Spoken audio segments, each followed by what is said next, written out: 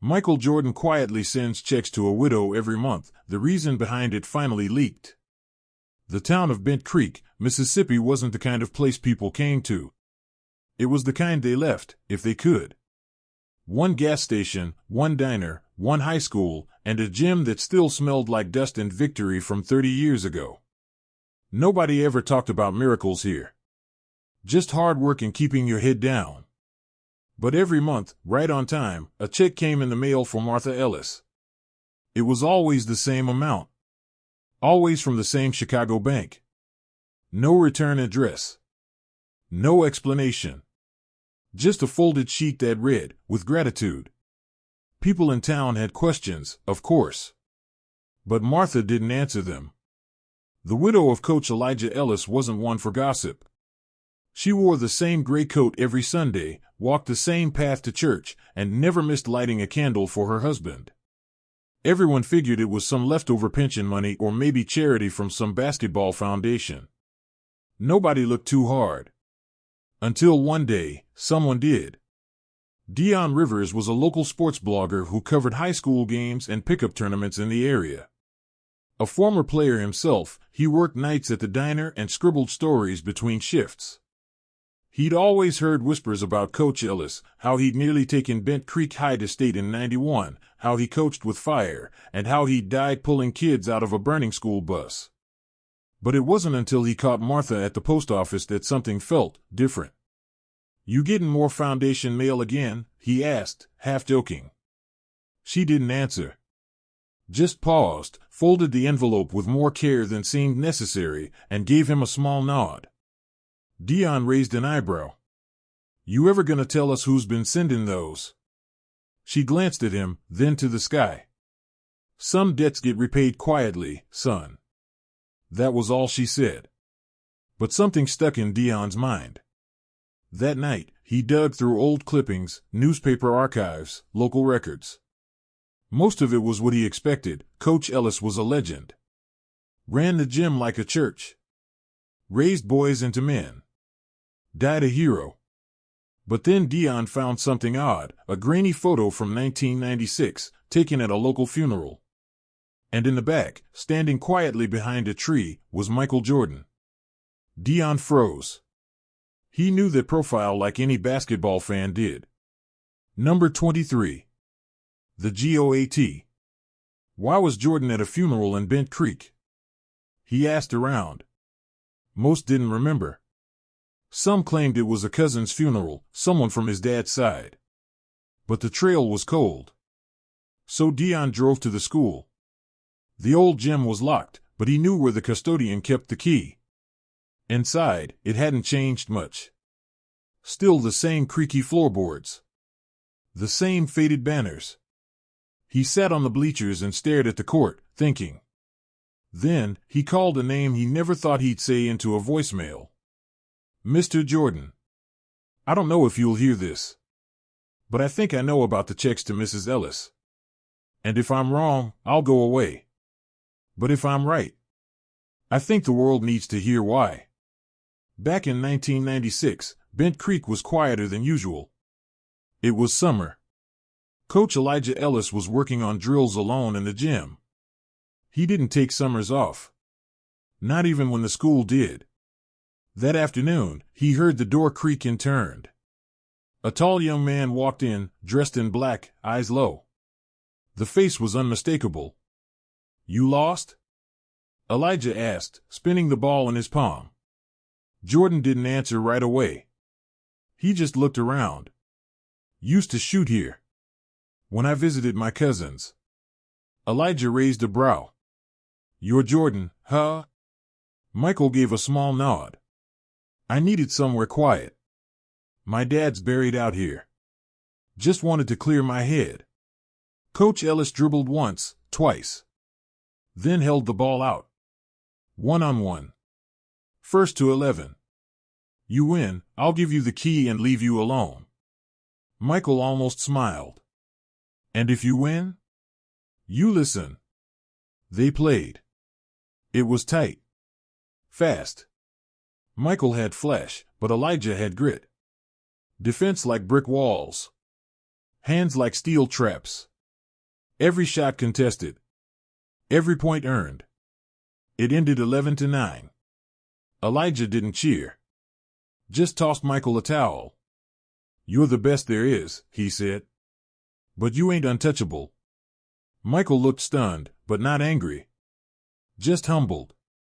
Coach sat beside him on the bleachers. "You need more than talent. You need to remember what it's like to be hungry. To grind. Fame's a drug. So is grief. But this game? It don't lie. You bring heart to the court, it'll reward you. You forget who you are. It'll spit you out." They talked for hours. About basketball. About fathers. About pressure. Elijah didn't ask for autographs. Just gave him a Bible verse and a key to the gym. "Come back anytime," Coach said. "But only if you're ready to work." Michael left the next morning. 3 months later, Coach died in the fire. Back in the present, Dion got a response. A brief call. No voicemail. No publicity. Just a meeting. He met Michael Jordan at a quiet cafe in Jackson. No entourage. No suit. Just a man in a baseball cap, sipping coffee. Dion spoke first. "I know it was you." Jordan nodded. "You did your homework." "Why her?" Michael didn't flinch. "He taught me something I forgot. He reminded me who I was. Who I wanted to be. Not the player. The man." Dion leaned in. "Why not go public? Some things matter more than headlines. That man never wanted fame. Just did his job. I owed him. Still do. What happens if she talks?" Michael smiled faintly. "Then let her talk. The game's bigger than me." So was he. He left without another word. Dion didn't write the article. Not yet. He went to Martha's house instead. She poured him sweet tea and sat across from him. "He came, didn't he?" Dion nodded. She looked to the old photo of her husband. "Good. He needed to." Dion asked the question again. "Why didn't you ever tell anyone?" Martha smiled gently. "Because Elijah didn't do it for the world. He did it for the boy in the gym who needed a coach. And because Michael never forgot that." Outside, the Bent Creek High gym still stood, paint peeling, lights dim. But something new stirred in the air. Not fame. Not fortune. Just legacy. And it was just getting started. The next morning, Dion sat staring at his laptop. The blinking cursor on the blank document seemed louder than the clatter of breakfast dishes behind him. He'd been holding onto this story for over a week now, and no matter how much it itched to be written, something in him said wait. Bent Creek had already started whispering. Folks spotted Dion talking to Martha. A few even swore they saw a tall fellow with a Jordan walk stepping out of a black SUV in Jackson. That's how small towns worked, nothing stayed quiet forever. But Martha wasn't talking, and neither was Dion. Not yet. At the high school gym, paint peeled from the walls like memories trying to hold on. The basketball team practiced without a head coach, the last one had moved away mid-season. The team captain, a wiry junior named Trey, tried to keep things together. But it wasn't working. They'd lost 5 straight. No discipline. No heart. Just kids running plays they barely understood, mimicking moves from YouTube instead of working on their defense. That Friday, after another blowout loss, Trey slammed his locker shut and muttered, "Coach Ellis wouldn't have let this happen." One of the younger players, Zeke, looked up. "Didn't Jordan know him or something?" Trey laughed dryly. "Yeah. Supposedly beat him once. Crazy, right?" Zeke leaned in. "You think that's why we still get free gear sometimes? That Nike shipment last year? That wasn't school-funded." Trey shrugged. "I don't care who sends it. Ain't no pair of shoes gonna teach us to win. Meanwhile, Dion finally opened a new file, not a blog post, but a letter. He wrote directly to the Jordan Brand headquarters. Not asking for money. Not asking for fame. Just letting you know the gym Coach Ellis built is dying. And there's a team here that's forgotten what hard looks like. Maybe it's time we reminded them. He didn't expect an answer. But 3 days later, he got a call. The voice on the other end didn't introduce himself, but Dion recognized it immediately. "You're right," Michael said. "The gym's dying. Let's fix that." It happened fast. Faster than Dion imagined. Jordan's foundation wired funds through an anonymous donor. New lights. Fresh wood for the floor. Bleachers repaired. New backboards. Nothing flashy, just solid, functional, built to last. He insisted on one condition: no press. No names. Just results. And he wanted one more thing: Dion was to step in as interim coach until someone permanent could be found. Dion laughed out loud at the request. "Man, I write stories. I'm not a coach." "You're not there to win games," Michael replied. "You're there to wake them up. Remind them who wore that jersey before them." So Dion stepped up. His first day in the gym, he didn't bring a clipboard or a whistle. Just a folding chair and a copy of Coach Ellis's old playbook, borrowed from Martha. The kids looked skeptical. "You're the blogger?" one asked. "Yeah," Dion replied. "But before that, I played here. And before that, I was coached by a man who made you run suicides if your laces were loose." They groaned. Dion didn't smile. "He made champions. Not because we were the best, but because we didn't quit." The first few practices were rough. Conditioning drills broke most of them. Attitudes flared. One player walked out. Another threw a ball at the wall and shouted, "Why does any of this matter?" Dion answered simply, "Because someone once played on this floor and changed the world." He never forgot this town. Don't let it forget him. Word spread. Alumni returned. Old teammates of Coach Ellis sat in the stands during practice, clapping slow and loud. Even Martha came by once, nodding in quiet approval. Then came the night the check stopped. Martha noticed it immediately: first of the month, nothing in the mailbox. She waited a day. Then 2. The letter never came. For over 20 years, it had never missed a month. Now it had. She didn't panic. She just lit a candle and sat at her kitchen table. Her hands, once steady as stone, now trembled slightly as she sipped her tea. A knock came at the door. "Dion." "I know," he said softly. "They told me." "What happened?" she asked, more curious than upset. "Corporate. Legal flagged the payments. Unusual outbound activity. The accountants froze the fund temporarily until it could be reviewed." Martha nodded. "Figures. A good deed always raises eyebrows." Dion lowered his voice. "He didn't even know. Not until I told him." Later that night, Michael Jordan made a rare phone call to a boardroom full of lawyers. "I don't care what it costs.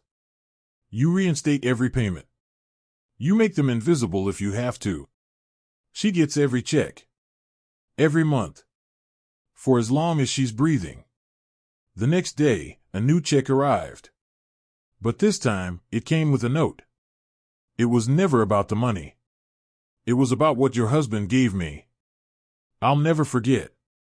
Neither should they. Game day came. Bent Creek High versus their rivals from Magnolia Springs. The bleachers were full. Some came for the free food, some came for curiosity. Most hadn't seen the gym this packed in years. The team warmed up in silence. No trash talk. No showboating. Just focused eyes, echoing shoes, and a kind of nervous energy that made Dion smile. The first half was brutal. They were down by 14. The crowd started murmuring. Some stood to leave. But in the locker room, Deion didn't yell. He just pointed to the wall, where a new plaque had been installed quietly the night before. In honor of Coach Elijah Ellis, who coached one game that changed the world. Trey read it aloud. That's not true. He coached here for years. Deion shook his head. I'm not talking about you. I'm talking about the one player he made remember who he was. The team looked around. They knew now. Knew what the checks were. Knew who had come to town in secret. Knew who still watched. They returned to the court different. And when the final buzzer rang, Bent Creek had come back from 14 down to win by 3. The gym exploded. But Deion didn't celebrate. He looked up to the rafters, where a single banner now hung beside the old ones. Legacy lives here. And somewhere far from the lights, Michael Jordan watched the live stream on his phone, smiled once, and whispered he'd be proud. Because in a small Mississippi town, the past wasn't dead. It had just stepped back onto the court. The win against Magnolia Springs shook the town in a way nothing had in years. Kids walked with their heads up. The diner was full again. People who hadn't stepped inside the gym in a decade started showing up to watch practices. But it wasn't the scoreboard that changed things, it was something else. Something deeper. Deion sat in the stands the following week, watching the team run drills. The floor still smelled like fresh varnish. The lights were bright, the net crisp.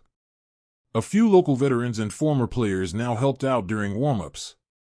What started as a patch job for a broken team had turned into a movement. That night, Deion got a call. It was Martha. "Can you stop by the house tomorrow?" she asked. "There's something I need you to see." He arrived just after lunch. The smell of cornbread and old books filled the air. On the table was a faded shoebox, tied shut with string.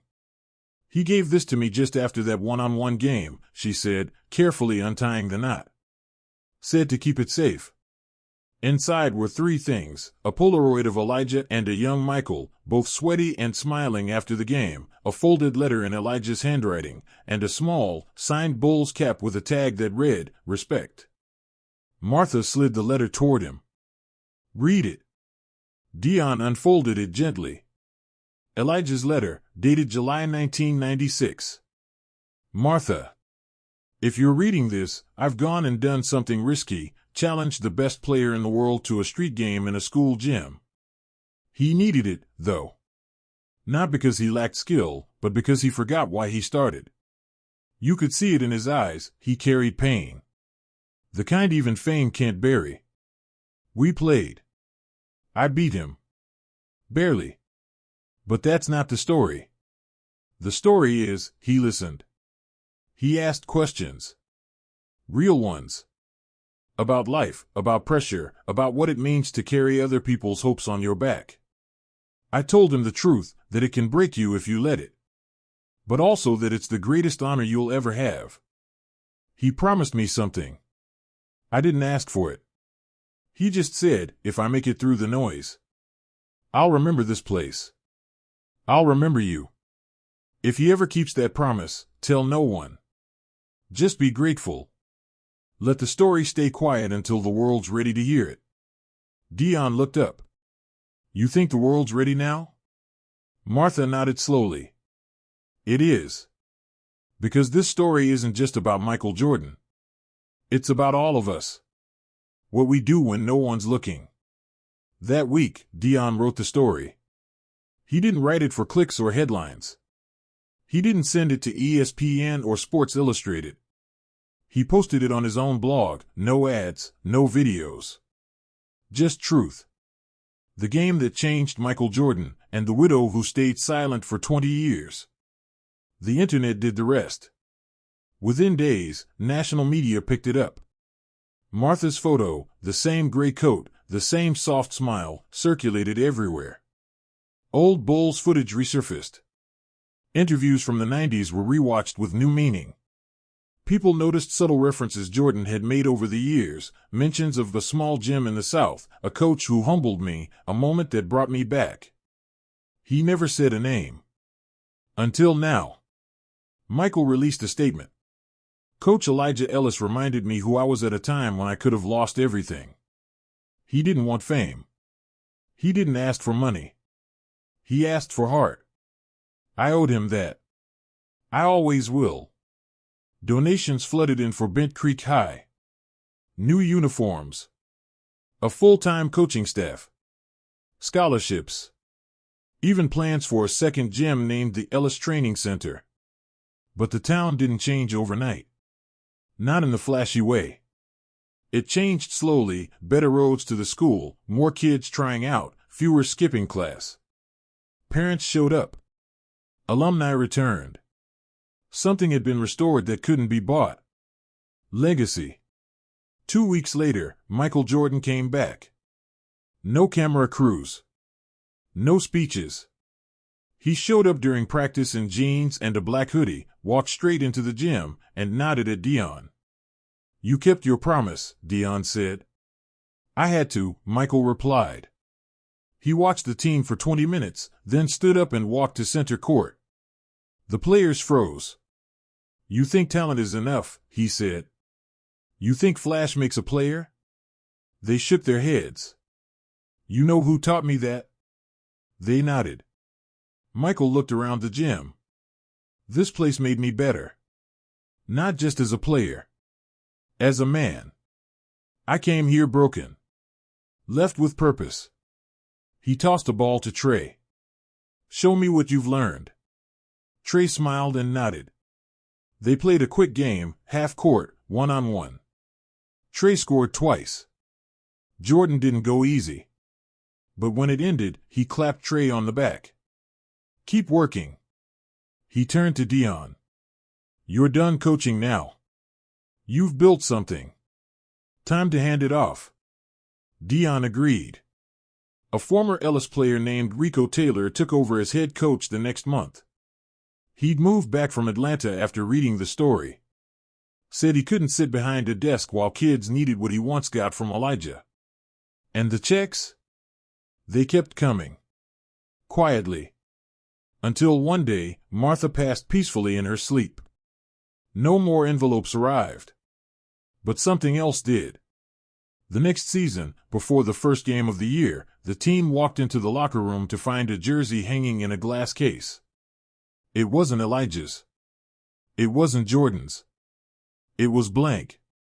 No number. No name. Just a message stitched into the fabric. For the coach who never asked to be remembered, only followed. Trey touched the case, then turned to the team. Let's earn it. They did. Bent Creek went to state that year. They lost in the finals, but no one walked away disappointed. They had already won something bigger. The right to carry a legacy.